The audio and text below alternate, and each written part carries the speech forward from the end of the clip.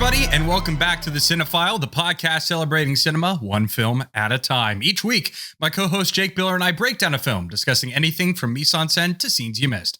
Today, we have a very special episode. It is our second annual Cinefile Oscars special. Basically, what we're going to be doing is breaking down some of the bigger categories, who we think will win, who we want to win, and then we'll just see what happens on Sunday night.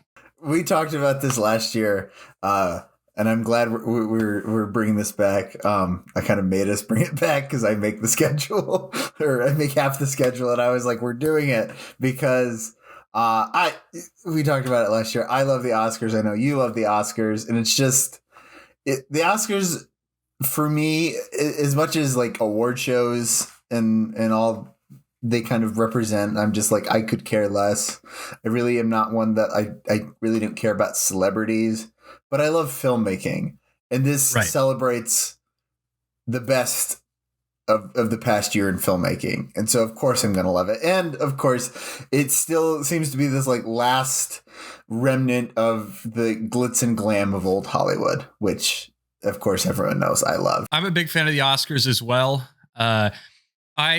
I think the modern Oscars are a little weak when it comes to hosting duties, but when they call Jake and I, when they call Jake and I for the 100th annual Oscars to host, I'm calling it right now. I can't predict when I'm going to have a girlfriend, but I can tell you for certain that we will be hosting the 100th annual Oscars. First category we're talking about tonight is going to be the Best Supporting Actress category. The nominees are Emily Blunt for Oppenheimer, Danielle Brooks for The Color Purple, America Ferrera for Barbie, Jodie Foster for Nyad, and Divine Joy Randolph for The Holdovers. Jake, who do you think will win? Who do you think should win? So let's start here. I've seen 3 out of the 5 of these. I haven't seen The Color Purple, and I haven't seen Nyad. But Oppenheimer, Barbie, and The Holdovers I've seen. So who do I think will win? I think it's going to be Divine Joy Randolph. She's been kind of cleaning up in the Golden Globes, and I believe she won a SAG as well. I think she did win the SAG. I know she won a BAFTA, so she's been cleaning up in this category, and I'm going to agree with it. As much as I love Emily Blunt, it goes to Divine Joy Randolph. It's just a bigger part. I think it's going to be a recurring theme throughout this, and you kind of see that. I think it's interesting, especially in the supporting actor and actress categories of like strategically, like who gets put where, and just because I think you could have made a case that Divine Joy Randolph's character almost. I think you could make a case that it should have been in lead actress instead of best supporting actress, and that that's a debate that always ends up in the Oscars. But both I will say both Divine Joy Randolph and Emily Blunt, phenomenal performances in their respective movies. I think, just like I said, Divine Joy Randolph's performance is a bigger part, and maybe it's a little bit better. I'll say that. So I think my pick and who I think it'll be is Divine Joy Randolph. I'm going to echo basically exactly what you said. I've seen Oppenheimer. I've seen parts of The Color Purple. I've seen Barbie, and I've seen The Holdovers. And Divine Joy Randolph, I think her performance is super unique, but also it's nice to have a new face.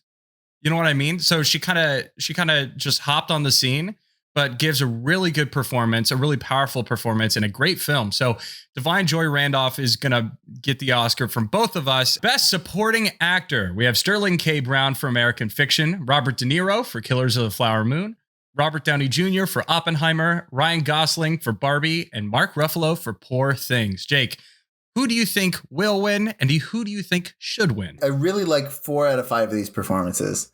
Poor Things is just a weird movie. I know you say it's a cursed movie. It's cursed. It's freaking cursed. I won't go that far. You haven't even seen the whole thing all the way through. I've seen parts of it. Which I feel like is a recurring theme, because it's like, what wasn't there like a sheep with the legs of a chicken or something at the very end of that I saw? Like I said, it's a strange film. Mark Ruffalo is not. It's an interesting character in that he does a good job. But compared to Ryan Gosling, Robert Downey Jr., Robert De Niro, and Sterling K. Brown, I was really happy to see Sterling K. Brown sneak in here. I think that was kind of maybe a surprise nomination. I've seen a couple of talk shows he's done, and it was a surprise even to him that he got nominated. But we saw American Fiction together, and it's really kind of an underappreciated movie, I think, from last year. And I think Sterling K. Brown does a really good job. So I was happy to see him get nominated. But for me, this goes to Robert Downey Jr., and I think he will win it. I think he deserves it. His work in Oppenheimer was just masterful. His character and just the way that movie is portrayed and what he means to that story is like, it's just so... It's interesting how it's told in the different time perspectives, and just the way that character morphs throughout the movie is fascinating, and it really plays on like audience perception, I think. And Robert Downey Jr. just does a masterful job. You know, a lot of people obviously know him as Iron Man, and that's always what he'll be known as. And, you know, he really, I think, contributed a lot of the success that the Marvel universe had, right? I think if Iron Man hadn't been so successful, I think, you know, a lot of what we know Marvel as today doesn't happen. So he deserves credit there, but he's also a phenomenal actor. And I think this really performance in Oppenheimer just really, really showcases his incredible depth and talent. And so I think he wins the Oscar, and he deserves the Oscar. I'm going to kind of echo what you said. I've seen 4 of the 5 of these. Sterling K. Brown, like you said, I was really glad that he showed up here. I thought his performance in American Fiction was really, really good. I mean, really good. Because we walked out of there and I was like, Sterling K. Brown was like the best part of this movie, even better than Jeffrey Wright, which is, he's really good in his respective role. So, also, this is going to sound weird. Ryan Gosling and Barbie, he deserves to be nominated. Yeah, I agree. And, he played that role so well. I mean, so well.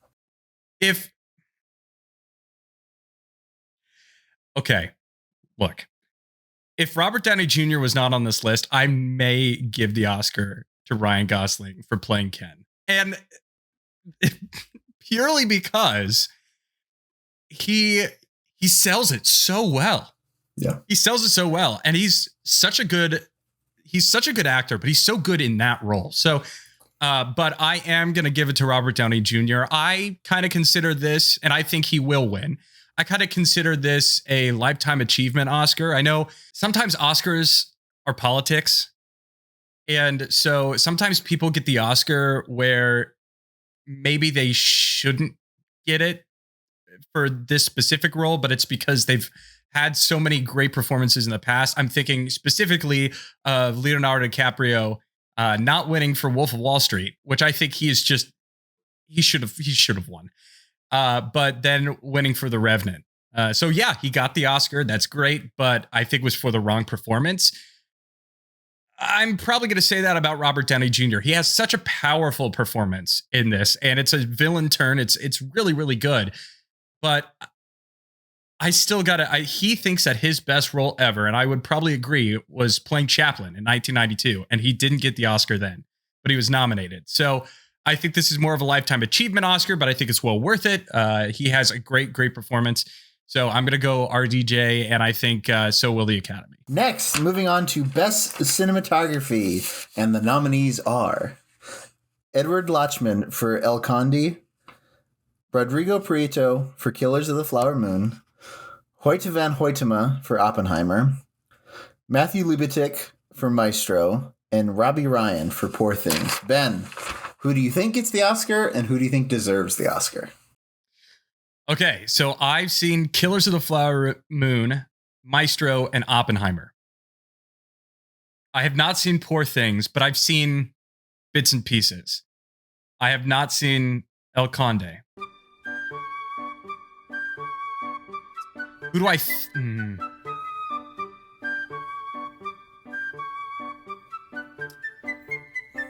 Oh, shit.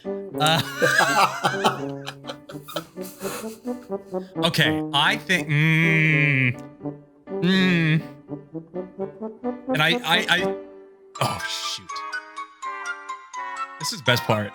It's watching me struggle to decide. Best in... I would probably give it to Oppenheimer. I would probably give it to Hoyt van Hoytema. I think they'll give it to Oppenheimer. As much as Robbie Ryan is the dark horse, I think, in this, I think Oppenheimer should take it and will take it. What about you? So I've seen 4 of the 5. Haven't seen El Conde. The cinematography in Poor Things is terrible. Really did not care for it. Throw him out. Maestro, I thought the cinematography was interesting. You just hated the aspect ratio. Well, that's what I was getting to. Is the cinematography didn't blow me away. Put it that way. And I think what it did succeed in, it was limited by the aspect ratio, right? You know, for some reason, 4:3 or like more square aspect ratios are coming back into. I wouldn't say back into vogue, but they're becoming more popular again. It's in like an artsy way. Like The Whale was in 4:3. Saltburn was in 4:3. And Maestro was as well. And so it's like, to me, cinematography is about showing off visually on this grand scale. So when you're then limiting yourself without a good story reason, I don't like it. And that's what I felt like with Maestro. I was like, this cinematography would have seemed better if the aspect ratio was even 16:9, you know, or a full, you know, cinematic kind of aspect ratio. So I'm going to throw out Maestro on that. Killers of the Flower Moon is the dark horse here. Rodrigo Prieto is the dark horse. I think the cinematography may be the best part of Killers of the Flower Moon. That may be a hot take. But it has to go to Oppenheimer. I think he wins, and that's who I want to win. Hoyte just like blew me away in just visually how that story was told. And you know, the contrasting black and white and color and all the like the way they were able, and part of this is to knowing that they did this all practically, which I know this gets kind of into production design, but the fact that they were able to capture all these stunning images in a practical, real world way just is amazing. And I think really speaks to just like the talent of that film, and especially Hoyte van Hoytema. So I got to give the Oscar to him. Next category is Best Adapted Screenplay, and the nominees are Cord Jefferson for American Fiction, Greta Gerwig and Noah Baumbach for Barbie, Christopher Nolan for Oppenheimer, Tony McNamara for Poor Things, and Jonathan Glazer for The Zone of Interest. Ben, who wins the Oscar, and who do you think deserves it? I think that the Oscar is going to go to Barbie.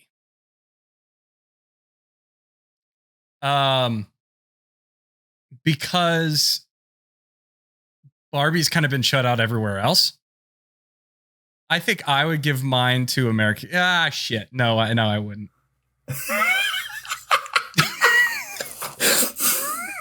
I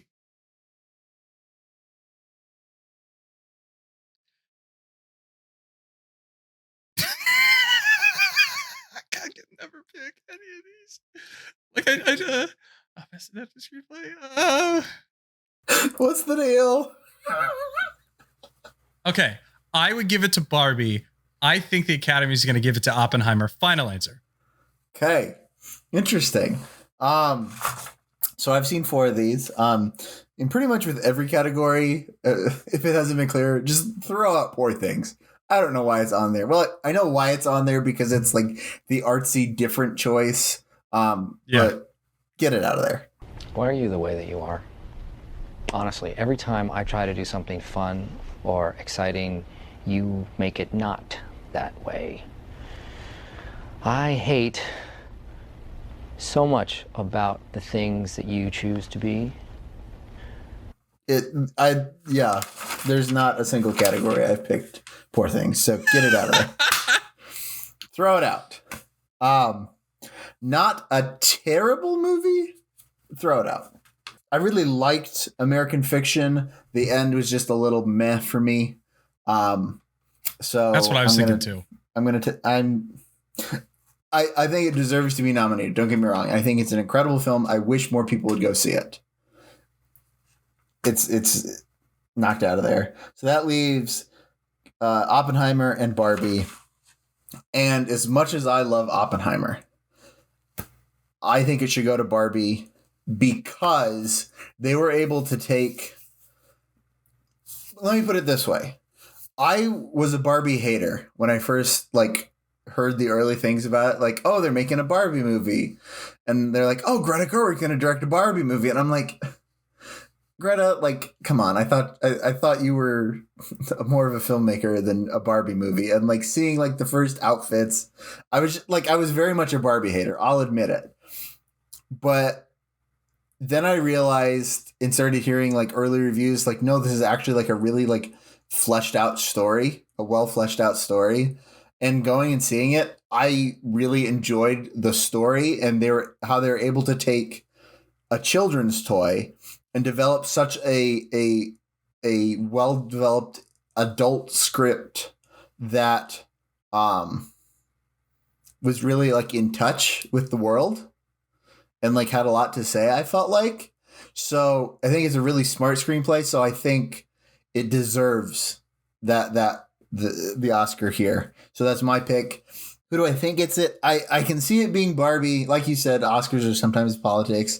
And I think people have heard the backlash about Greta not being nominated for Best Director and Margot Robbie not being nominated for Best Actress. So I could see them trying, the Academy giving it to Barbie here as an appeasement, as well as for its merits. Oppenheimer has a very strong case. I mean, you want to look at the screenplay physically itself. It was written in the first person, which is not how you write screenplays. I think there's a lot of merit there too. But I'm going to go with Barbie, and I think Barbie will get it. I think it does win, and I think it should win. Funny how I'm saying how I think we both keep saying this should win, and it will win. We'll see what we think. We'll see how confident we are on Sunday. Best Original Screenplay is our next category, and the nominees are Justine Treat and Arthur Harari for Anatomy of a Fall, David Hemmingson for The Holdovers, Bradley Cooper and Josh Singer for Maestro, Sammy Birch and Alex Mechanic for May December, and Celine Song for Past Lives. Ben, who's your pick? Who do you think does Celine Song, Past Lives? That so easy. You've been so easy. You just watched Past Lives, and I know you've been high on it. Yeah, it's just facts. But no, I think the screenplay is brilliant in that. So I think it deserves to win. That is my pick, and I do think the Academy will choose that one as well. If there's one, I didn't really care for May December all that much. I thought it was kind of weak. Maestro, Holdovers, I mean, it's a good script, but I don't think it beats Past Lives, and I haven't seen Anatomy of a Fall. I have seen all 5 of these, and Past Lives got a lot of buzz when it came out. I saw it. It was over the summer. Yeah, I remember you seeing it. But I got the chance to see it, and I'm glad I saw it. It was a very interesting movie. Gave me a lot of thoughts, and just the way the story is told, I think is really, really interesting. it's a simple movie, but yet I think those might be harder to direct than a complex movie because there's not a lot of moving parts. And so you have to really nail the beats. You know what I mean? As far as the story. So I really like Past Lives. It had some issues, things I would have improved on. Maestro, good but not great. May December, weird. Oh yeah, that movie yeah, weird. I did like Anatomy of a Fall. I just watched that recently. And I really did like it. I think the story's interesting there. I liked it a lot more than I usually like French cinema. As far as my pick, I think Past Lives gets the Oscar. My pick, though, is going to be The Holdovers. I think it's just... And I would be okay with that. If I'm looking at this purely on story level, I had like one or two more issues with Past Lives than I did with Holdovers. Both of them are very, very good screenplays. I would be happy with either of them. In my eyes, though, I think Holdovers is just a little bit better. So I'm going to give it there. All right, next we're doing Best Score. The nominees are Laura Cartman for American Fiction, John Williams for Indiana Jones and the Dial of Destiny, Robbie Robertson for Killers of the Flower Moon, Ludwig Göransson for Oppenheimer, and Jerskin Fendrix for Poor Things. Jake, what is your pick for Best Score? Obviously got to give love to the GOAT, John Williams. The chosen one! I know you love the fact that he was just going to write themes for this, but then ended up writing the whole score. I love it too because it's a great story. It just shows like how much like he loves indie and just loves making movies. The dude's in his 90s. He is him. I liked the score for American Fiction. I thought that was new and fresh. Again, Poor Things, throw it out. This was one thing. I hated what I heard of it. It's terrible. I hate it. This is when I said that the cinematography may have been the thing I hated most, if not one of the top two. This is the other thing. Like, heard that. Terrible. Like so throw that out there. Give him the heebie-jeebies. Robbie Robertson, good score. But I give it to Ludwig Göransson for Oppenheimer. I know I'm an Oppenheimer simp, if you can't tell thus far. He's a Simpenheimer. A Simpenheimer. Yes, I'm an Oppenheimer simp. I love that movie. I'm going to keep saying I love that movie. I love it unapologetically. I love the score.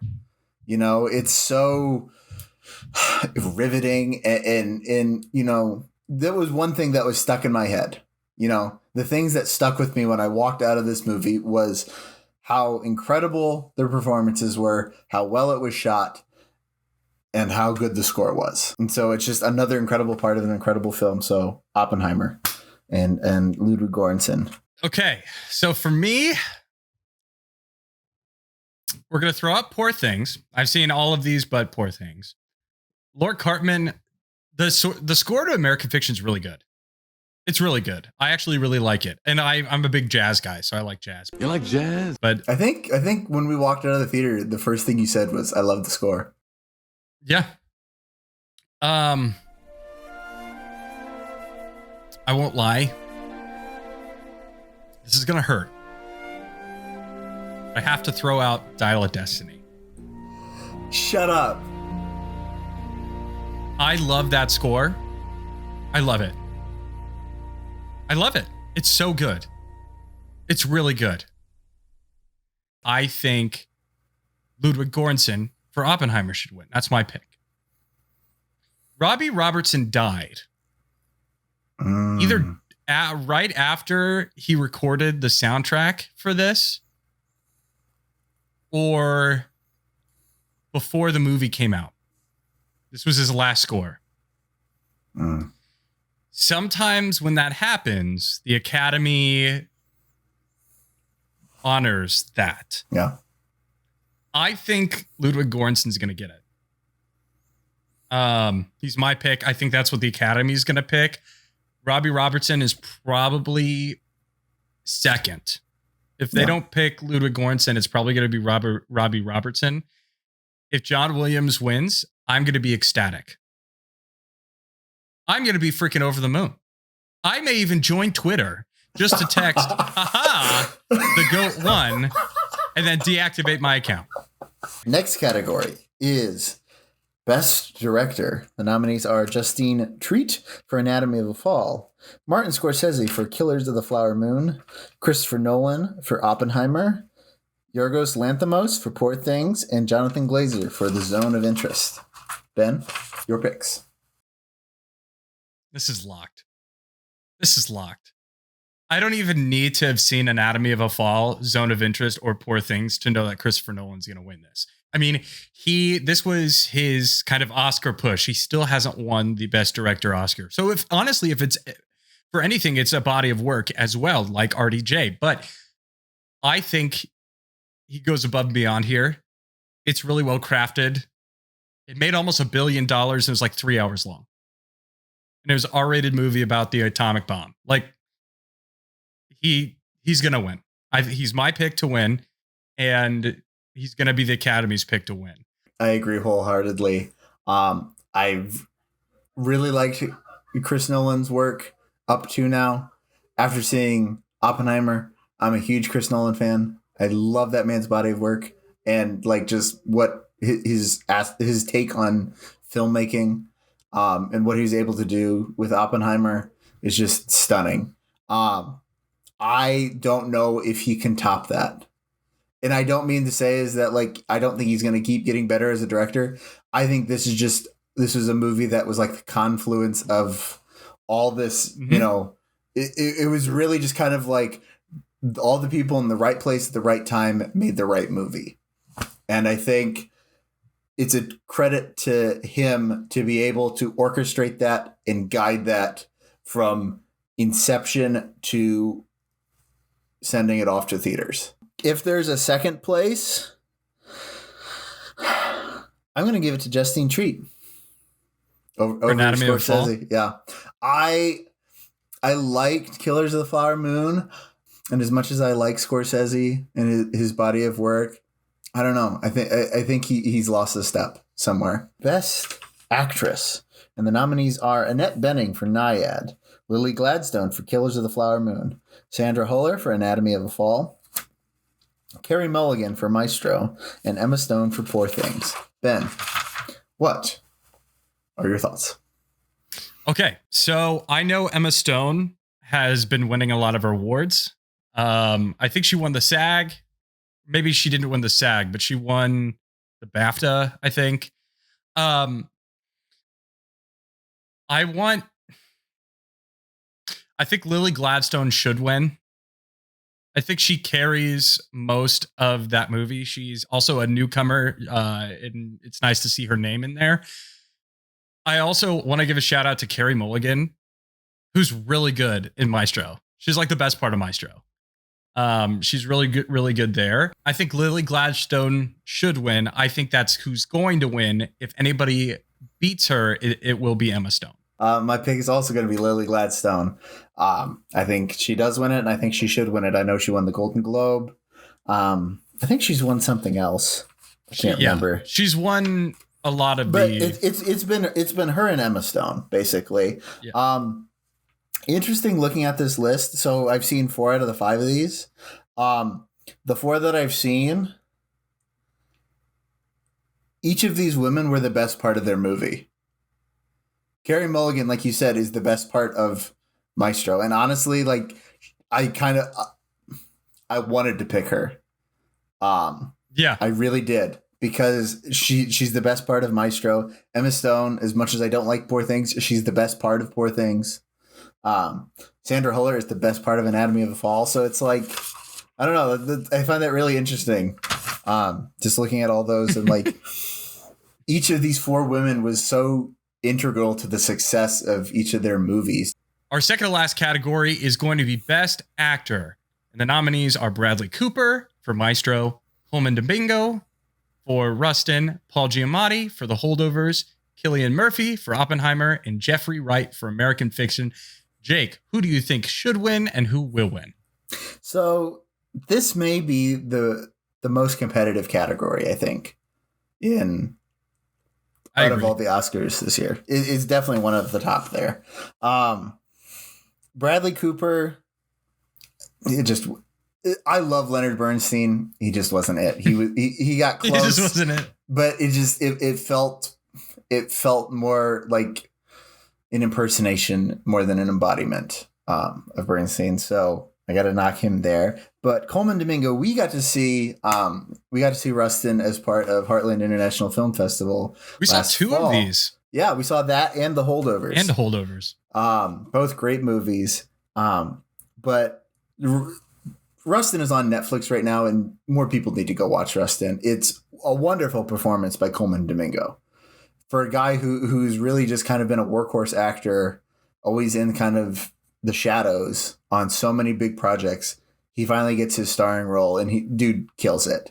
And he kills it in a movie that's about a very overlooked figure from the civil rights movement, right? You know, it's about Bayard Rustin, who was an openly gay civil rights leader who organized the March on Washington, like the March on Washington, you know, the one where Martin Luther King says, "I have a dream," that one. So like, it's an incredible story, and more people need to learn about it. And it's an incredible movie. So more people need to see it. So, definitely high praise to Coleman Domingo there. Paul Giamatti. If there's one thing I like about the Golden Globes is that they split up comedies and drama, because Paul Giamatti and Cillian Murphy both won Best Leading Actor for their respective genres at the Golden Globes, and both of them deserve it. Like, they're both so good in each of their movies. Like, it's really hard. Also have to give a shout out to Jeffrey Wright. He's the best part of American Fiction. Like, dude kills that movie. It's captivating to watch, and just even listening to him. Like, I want to. Has he done an audiobook? Because I would love to listen to that man read a book. Yeah, you think some bitch ass college boy can come up with that shit? He has a great voice, and it's a great performance. But it just came down to Paul Giamatti and Cillian Murphy, and I keep going back to this word, captivated. I was just sucked into Oppenheimer, and a large part of that is Cillian Murphy's performance. Dude just is this movie was, I said Christopher Nolan's the best of his career. This may be the best movie of Cillian Murphy's career. It's fascinating the way he embodies Oppenheimer and takes a seemingly on paper stale figure and makes him so full of life. It's just such a well done movie, and Cillian Murphy puts it on his back and carries it, even though it doesn't need to be carried. He does. It's such a good performance. So that's a long-winded answer, but Cillian Murphy should win it, and he does win it. And if it doesn't, I riot. I have seen all of these, and I agree with most of what you're saying. I think Bradley Cooper was weak in Maestro, to be honest with you. Coleman Domingo was really good in Rustin and is the best part of that movie. And Jeffrey Wright's really good, but it's Cillian Murphy and Paul Giamatti. They're both deserving of it. So I think Cillian Murphy deserves to win, because you're right. He's very, very captivating, and his performance is incredible. Incredible. Paul Giamatti's performance is incredible as well. I think that Cillian Murphy will win, and I want him to win. So that's what I want too. But I would not be surprised if Paul Giamatti got it, because you know what? I would be okay with that. And now the pick that you've all been waiting for, Best Picture, and the nominees are American Fiction, Anatomy of a Fall, Barbie, The Holdovers, Killers of the Flower Moon, Maestro, Oppenheimer, Past Lives, Poor Things, and The Zone of Interest. Okay, Jake, who wins the Oscar for Best Picture? Listen, you said it's the pick everyone's been waiting for. I'm sure after 20 minutes of this episode, people knew what my pick was going to be. Flashback. I know I'm an Oppenheimer simp, if you can't tell thus far. He's a Simpenheimer. A Simpenheimer. End of Flashback. It's Oppenheimer. Why? Because that movie is incredible, right? It's a combination of everything that makes filmmaking great. It's got great performances. It's well written. It's well directed. It's visually stunning. It's well edited. The music is great to it. Name a part of it that you don't like, right? Like, name. It's just it. There are great movies on here. The Holdovers is great. American Fiction is really, really good. Barbie is great. Killers of the Flower Moon, again, really, really good. But it's like nothing to me. Like, Oppenheimer will be the movie that I measure like the next probably 3 years of movies against. It's that good. It should win. I think it will win unless like the Oscars do something really weird. Yeah, I don't see it happening. I think it wins. I am going to agree with you. I think Oppenheimer deserves to win. I think it will win. When I watched that movie, I was like, I don't know what can top it. The Holdovers is a dark horse, in my opinion. It's a very, very different kind of movie, but it's so well done there. Mm-hmm. But all of these, I can't, other than Poor Things, I can't really, you can't really go wrong with any of these. But the real question is for you folks. How many of these have you seen? Do you think you can predict the Oscars better than us? Let us know your thoughts in the comments down below. If you like this video, hit that like button and ring that bell with the subscribe button to get all notifications on upcoming content. Next week, we are doing Coach Carter. We are starting our March Madness series. And so we are talking about Coach Carter. Make sure to follow us on social media. Like Jake said, plug the socials. Make sure to be on there. Jake will be live tweeting. I may be with him, not live tweeting, but we may be watching it together. I don't know. We haven't decided that yet. But for Jake Biller, I'm Ben Sparrow. Thanks so much for watching. We'll see you back here next week. And cut.